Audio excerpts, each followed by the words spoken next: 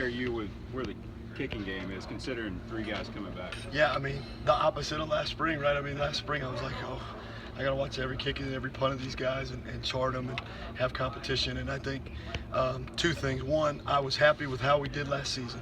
Happy. I wasn't elated, but I was happy. Shane Trapuka did a really nice job. Behind the scenes, Braden Mann at punter is got an unbelievable leg and can be a huge weapon. He's really having a nice spring ball. And then obviously did an excellent job kicking off. And then you look at our kicking situation, and Daniel in his first season went 17 to 24.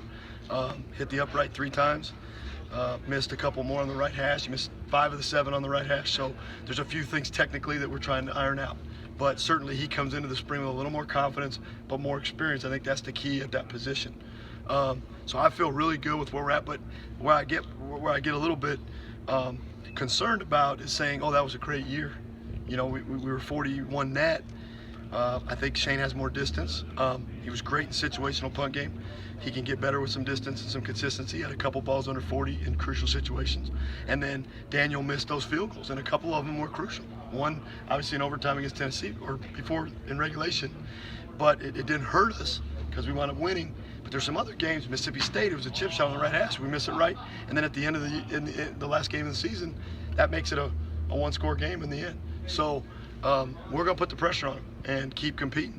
And Braden Mann's going to be a star at some point at punter and at kickoff. And so we got to continue to give him both opportunities. Who's pushing the camera at place kicker? Is Mann doing that too, or is it really No, Mann's not. Okay. No, he's a really good kickoff guy. He struggles contact-wise on field goals, so we just kept him out of that. We have a kid named Drew Reithman who's a walk-on that we recruited that we think pretty highly of, and he's going to be out in action in some scrimmages here the next couple weekends. So how do you get more consistency on your punting? You mentioned a couple bad hunts. Yeah. Just a small number. But that's right. How does a punter become more consistent? Two things. One, the experience of playing in game instead of just practice. Shane just got his full season under his belt, first full season. So I think that's going to help him. Secondly, some of the calls between him and I. We have a lot of different punts in our kind of bag, our tools in our bag, in terms of he can roll punt a little bit, he can punt the ball down the middle, he can end over end punt it, which we call sky or flip flop. So me calling what he is best at will help that situation too. So in situations now that I have a year with him, I can say, what do you like here? And in Drew's senior season, that was a lot of our punts. Was, hey, you're on the left hash, but what punt do you want?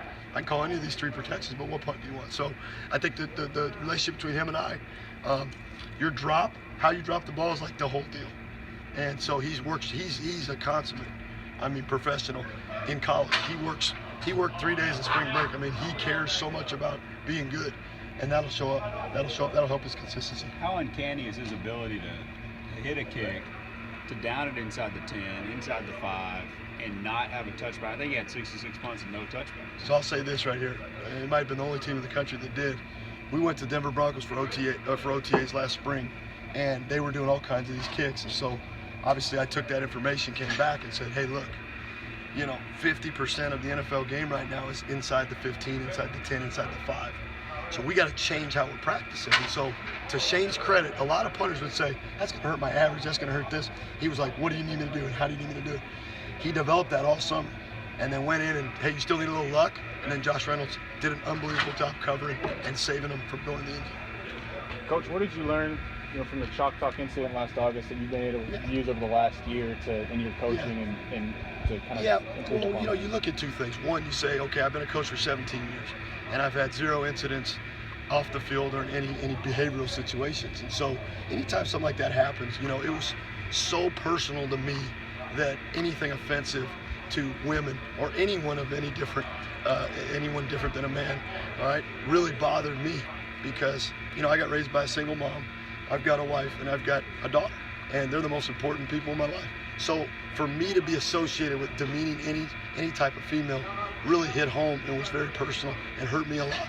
So not only not coaching the first week and those things, it was really just the part of that reputation. So I think you use any of these situations, just like we teach our players, you use it as a tool to teach yourself and to learn from and make sure that it doesn't happen again. A lot of athletes in these early enrollee class. What do you see them playing a role in special teams? They're going to play a role. You look at Jamon Osmond, Hezekiah Jones, and Rashad Paul, and in the return game, And Jamon can do any of those things. He can block, he can return, he can do a lot of things. He's very talented. Those two smaller, faster guys we're gonna give him a shot in the return game. They did a nice job last weekend in the punt return stuff.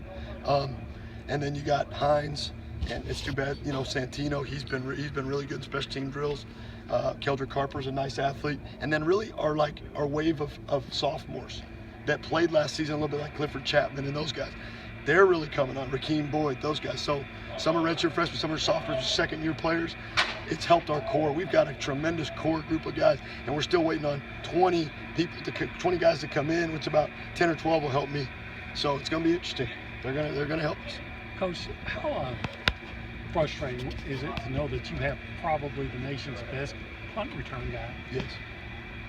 and he doesn't get that many opportunities with it? I know. Well, you look at two things. You say, okay, so, and this is what we said last season, coming into the season. We said, if they're going to hang the ball up short, close to the out of bounds, and not give you any space, so Christian's going to have to fair catch everything, then we got to pressure it, right? Well, when you pressure it, you just got to be the right down and distance. You got to be careful of taking a possession away from your offense if they fake it.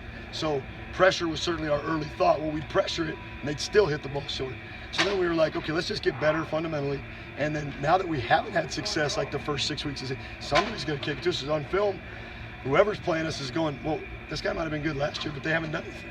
And then, unfortunately, New Mexico State came in, and we hit those two, and then it helped. But it's just hard. Sometimes getting a 38, 37-yard punt, then you got to live with it. It's just the way it is. But you actually tried to force Pressure. make them kick it faster. Yeah, like Auburn, you knew early in the season, they played us last year. They had all our film from the year before. They know Christian's very talented. And we knew he's going to sky it over here to the sideline, 38 yards. We're pressuring it all day. And we got pretty close. But he still executed a bad punt over there in the sideline, and we didn't have any space to return it. And then other times, we had just enough space because Christian's really good at fielding with a guy in his face, but he just couldn't get around the edge, or he just didn't feel comfortable, so he fair caught. So is it just a matter of getting lucky? You got to get a little lucky, but they can miss hit balls too, and you can play later in the season and it goes into the wind, and now they don't have much control, and so here's where you got a chance, and that's kind of what happened. You got Christian, but you don't have Justin Evans or Speedy anymore. Yeah. Is the hope to not use Christian at kick returner, and hopefully one of these young guys step up? You say that, and then we get like LSU comes. I'm like, Christian, come on in. Second half, boom, he hits the bounce down the sideline for 7 years. We're gonna use him as much as we can when we have to have him, and when we don't, we're gonna continue like this offseason and fall camp to train other guys. We've got a lot of guys that can return. I mean, Nick Harvey had a touchdown last year. He's returned for 3 straight seasons, 4 or 5 balls. And then you've got some talented young guys like Rashad and Hez, who I think have a lot of upside on the punt return side. On the kick return side, you got Kirk Merritt and Rakeem Boyd, who are 2 newcomers that I think, and then Travion Williams, now that he is in his 2nd season, he's not carrying the ball 20 times a game. He understands now he's a year older. Now he's going to be back there, and he's a home run threat at kick return. So I think that might, if they're productive in the games, that might develop into having a nice core instead of just using Christian. Would you really take Christian off of punt return for somebody Not else? punt return. No, not punt return. Nope. No, I wouldn't be a very smart coach on that one. 5 touchdowns? No, we're not doing that. Rashad Paul, being a local kid, making the adjustment to big time football, what does he do well? What do you see that he doesn't? It's unbelievable. I mean, I'm just telling you, it's unbelievable. I thought the same thing as you, and I went to his games, one of his games in high school. I helped recruit him. So I knew a lot about his level of talent that he was playing. He's playing gun quarterback, running through the A-gap. But the toughness on the kid and like the twitch, I was like, it's probably gonna take him a year or 2. He comes out here and like every route he runs, he gets open or he makes a move that you go, oh my gosh. So it's gonna be interesting. He's 179. He's gonna get with Coach Hockey all summer. He'll probably be 185, 190. He's got some real skill. It's going to be interesting to see how he develops in the slot. But I think he's advanced for what we thought, thinking with exactly what you did. It's going to be a big jump. Hadn't been a big jump. He hasn't batted an eye.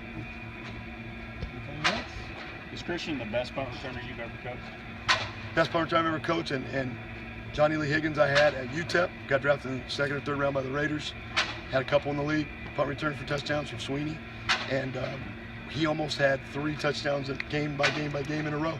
And Christian was getting ready to do it too, and that would have tied the NCAA record. And Johnny Lee caught against Houston, against Art Browns, and touched the sideline on the way down, or he hits it for the 3rd one. So I'm telling Christian that story the week before. And of course, we didn't get many opportunities in that game, the 3rd game we played. I can't remember who it was after Mississippi State, but he's unbelievable. And his ability to not only field the ball, make great decisions, and then make the first guy miss and have the speed, the long speed to in the SEC to finish returns, it's unbelievable. I mean, he's unbelievable. He'll do it in the league for a long time.